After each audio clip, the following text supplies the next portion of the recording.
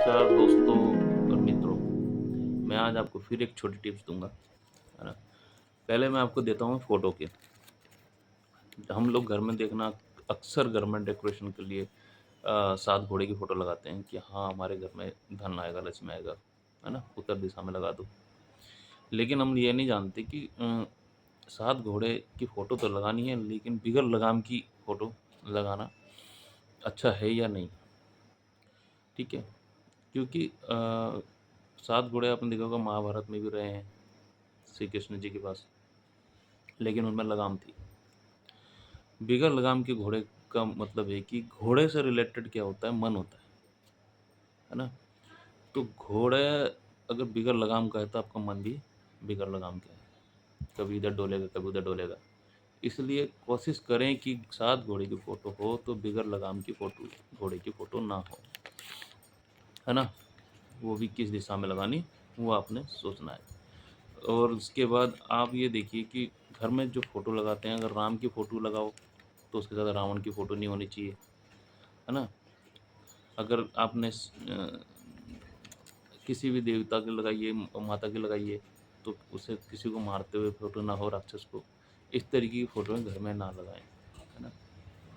और हमने शिवलिंग रखे हैं, तो बहुत से लोग क्या करते हैं कि शिवलिंग को जो है कि जो आगे सामने वाला हिस्सा होता है, जहाँ पे अब जल निकलता है, वहाँ पे आप देखते हैं नंदी लगा देते हैं, वो गलत है। नंदी को उस तरफ नहीं लगाना है, क्योंकि उधर जो जल निकलता है, पहला जल जो ग्रहण कौन करता है, चंडेस करता है।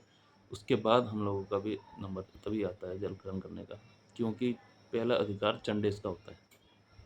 बहुत से लोग गलत दिशाओं में शिवलिंग का निर्माण कर देते हैं, लगा देते हैं, है ना? उत्तर दिशा की तरफ उसकी दिशा होनी चाहिए। और जो शिवलिंग के ऊपर तांबे का कलश होता है, उस पे दूध ना डालें, क्योंकि तांबे के बर्तन में दूध डालने से ज़हर बन जाता है। ये तो आज लगभग सभी जानते हैं। इसलिए डायरेक्ट शिवलिंग पे ही दूध चढ़ाएँ, है ना? और उसके बाद शुक्ल आपको अगर समझ में नहीं आता है कि कैसे करना है, तो आप शुक्ल पक्ष के दिन जो है आप गणेश जी की फ़ोटो रखो, तस्वीर रखो, पूजा पद्धति के तरीके से। एकादशी के दिन विष्णु जी की कर दो, अष्टमी के दिन आप भगवती की कर दो, मंगलवार के दिन, है ना? सोमवार के दिन शिव जी की। ये आप अपने ध्यान रखें।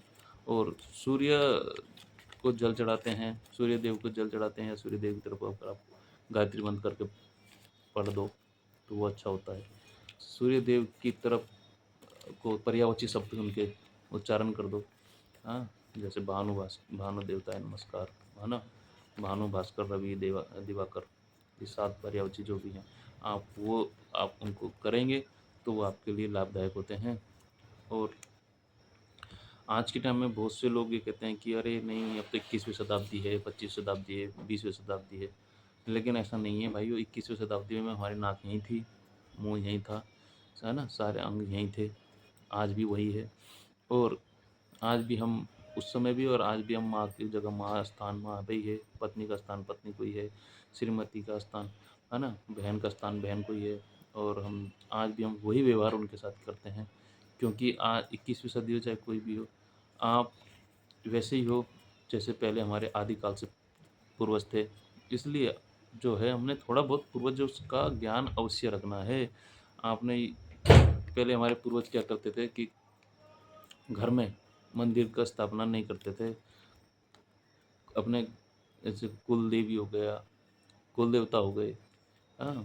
उसके बाद आपके नाग देवता हो गए, वायु देवता हो गए। ये जो हैं आप किसी पेड़ की वृक्ष की जड़ में ही स्थान देते थे। और जिसे पूजा पूजा विधि पद्धति नहीं आती, तो वो एक पत्थर की शिला भी रख देते थे और उसकी ही पूजा करते थे। तो वो सही तरीका था।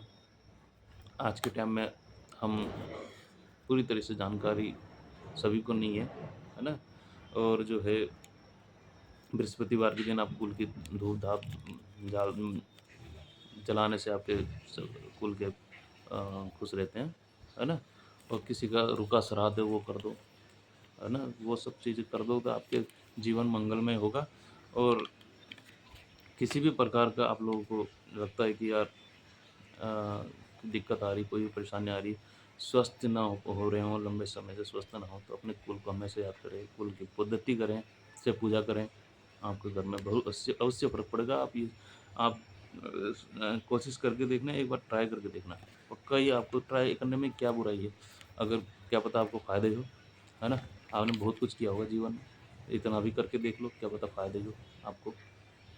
और आजकल क्या है ना कि जैसे कि हम हैं, हमारी संतानें हैं, कहीं से बहू कहीं से आती है, कोई कहीं से आता है, अब हम धीरे-धीरे क्या करते हैं कि चलो ये वाली देवी ले आए, उसकी फ़ोटो पूजा कर ली, इसको देवता ले आए, वो वाले भगवान जी ले आए, उसकी पूजा कर ली।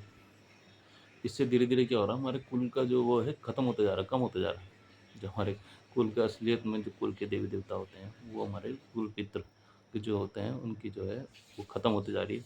लेकिन इतना याद रखना है कि कुल अपने स्थान पे है, और इष्ट जो आप कोई भी देवी-देवता जोड़ देते बाहर से लाके, या फिर आप अपने नई संतानें इधर से कोई विवाह करके लाता है, बहू ले आए, और वो कहती है नहीं मुझे तो कृष्ण जी की पसंद है, मैं तो नहीं करूँगी। कोई कहते हैं मुझे माता पसंद है, कोई कहता है मुझे ये पसंद है, वो रखते हैं, घर में रख देते हैं, पूजा करते हैं मंदिर में। तो चलो उसे मान लो, वो तुम्हारे क्या होते हैं, इष्ट होते हैं, जो तुम्हें रास्ता दिखाते हैं। लेकिन कुल जो देवता या कुल देवी जो होती है, वो तुम्हारी रक्षा करती है, वो तुम्हारे आदि काल से तुम्हारे साथ हैं। इसलिए उन्हें ना भूलें, उनका हमेशा उनका ध्यान रखें, उन्हें खुश रखें। और अपने पितरों के भी बारे में एक बार अब मैं हमारी चर्चा हुई थी कि लोग कहते हैं कि अरे पितृदोष है या पितरों का दोष है। तो जैसे कि हमने तो यार जब जब इंसान की मृत्यु हो जाती है तो हमने चलो उस गंगा जी में स्नान कर दिया, ओ प्रवाह कर दिया, तो हमारे वो खत्म हो गया ना, या फिर एक बार श्राद्ध कर दिया, खत्म हो गया। क्योंकि सभी को पता है कि गंगा जी को भागीरथी जी ने मन धरती पे उतारा था कि उनके पूर्वजों का मुक्ति दिलाने के लिए। तो हमने मुक्ति दिला दी, उनको परवाह कर दिया, ऐसी चर्चा हुई थी। परंतु लेकिन फिर हमने कहा जब उन्हें वो एक बार उनको मुक्ति दिला दी, तो फिर अब क्यों पूजा करनी है उनकी, वो श्राद्ध करना बार-बार, है ना? फिर तो चर्चा हुई, फिर बोला कि अरे पता चला कि अरे ऐसा है कि किसने कैसे कर्म करे, है ना? कर्म के अनुसार वो क्या बनता है, कुछ अ अ, भूत, प्रेत, चुड़ैल के योनि में है कि 84 लाख योनियों में से ये योनियाँ भी है ना, उसमें है कि। तो हमने कहा चलो भाई एक लिमिट होगी, एक समय होगा कि हाँ 5 साल, 10 साल, 100 साल उसमें होगा, उसके बाद तब मुक्ति मिलेगी होगी, तो अब बार-बार क्यों हम श्राद्ध करें, पूजा करें? तो उसमें कहा है कि हो सकता है कि चांडाल हो, चाहे कुछ भी बना हो, कोई हो, सभी तो नहीं पर कोई किसी ने ऐसे बुरे कर्म भी करे हों, तो उसकी तो दसों हज़ार साल तक भी मेरे ख्याल से वो है, उम्र है, यूनि है कि 10 साल, 10 100 साल, 1000, 10,000 साल उसकी जीवन है। इसलिए उसको श्राद्ध देते हैं कि। तो ऐसा नहीं है भाइयों, ऐसा होता है कि अगर हमने निरंतर हमें श्राद्ध करते रहना चाहिए, हर वर्ष करते रहना चाहिए। और क्योंकि हो सकता है कि वो हमारे जो भी पूर्वज हों या कोई भी जिन उन्हीं की तो हम करते हैं ना, वही हमारे पितृ है ना, उनका भी एक पितृलोक है ना अपना, जैसे देवलोक है, पृथ्वीलोक है, पितृलोक भी उनका अपना है। तो उनका है सभी का जीवन में। तो वो क्या होते हैं कि अगर वो मच्छर बनते हैं, तो मच्छर की क्या जीवन हुआ? 3 दिन, 6 दिन जो भी होता है, 30 दिन। मक्खी, किसी का जीवन 1 साल का भी होता है, किसी का 4 महीने का भी होता है। तो बदलते रहते हैं ना, वहाँ से छूटेंगे फिर वो मुक्ति मिलेगी, फिर पितृलोक में चलेंगे। तो इसलिए बार-बार इसलिए करना होता है कि वो बार-बार जन्म लेते हैं, और किसी की 10 साल, किसी की 3 साल, किसी की 3 महीने, किसी के 1 महीने, किसी भी जीव-जंतु के रूप में अगर उनका जन्म होता है, तो फिर वो दोबारा फिर वो पितृलोक में आते-जाते रहते हैं। और इसीलिए हर वर्ष जो हम अ, श्राद्ध करते हैं, और ये अवश्य है। ऐसा ना सोचना कि भागीरथी जी ने गंगा जी ला दी थी और हमने एक बार मुक्ति करा दी तो उसके बाद खत्म है। नहीं, ऐसा नहीं है। आपको ये करना ही पड़ता है, करना ही चाहिए। आप हिंदू पद्धति से आप चलोगे तो आप मानते हुए चीज़ों को तो करना चाहिए। वो आपके लिए फ़ायदेमंद है, उनको खुश रखना आपका कर्तव्य है। ठीक है? और आप लोगों से अगर वर्षों से कोई चीज़ ढंग से नियम से करानी है तो आप पंडितों की सलाह लें, पंडित जी से सलाह लें, उनसे करवाएँ, मंत्र जापों से करवाएँ, तरीके से कराएँ, विधि-पूर्वक करवाएँ। और हो सकता है तो हर साल कराएँ, कराना चाहिए।